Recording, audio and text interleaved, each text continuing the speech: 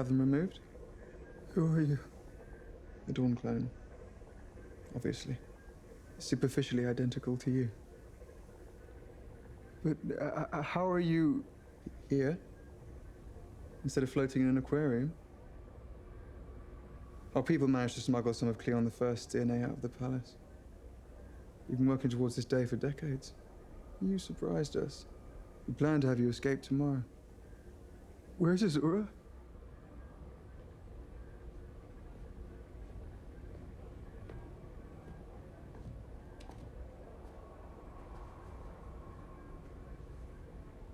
This was all a trap. How could you do this to me? You. This is about the rest of the galaxy. All the planets and people who've been crushed under the Empire's heel. It's not his fault. It's how he was raised. He and his brothers have always been told they are the light that never dims. An unbroken chain. Reality just doesn't penetrate their little terrarium. I don't know how you're gonna stomach it. I'll be fine. I've been practicing my role long enough. The cloistered little tyrant in the making.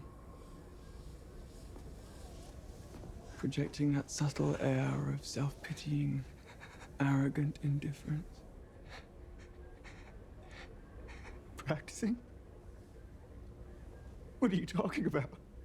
Practicing? What are you talking about?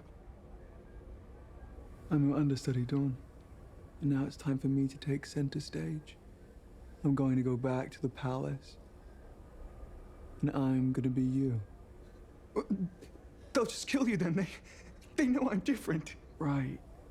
But I'm not. I'm not colorblind. I'm not left-handed. I'm genetically identical to Cleon the First. And I can prove it. I don't understand. How can you be identical to the First and I'm not? Magnetic nanoparticle transfection is the technical term. It's all a little over my head, but basically they altered your DNA after the fact. Like I said, this has been planned since before you or I took our first breath. Our people knew they had to get you out of the palace, but they couldn't just take you. That would have been too risky. They had to make it so you'd choose to leave. You needed a motive to run. What better motive than survival?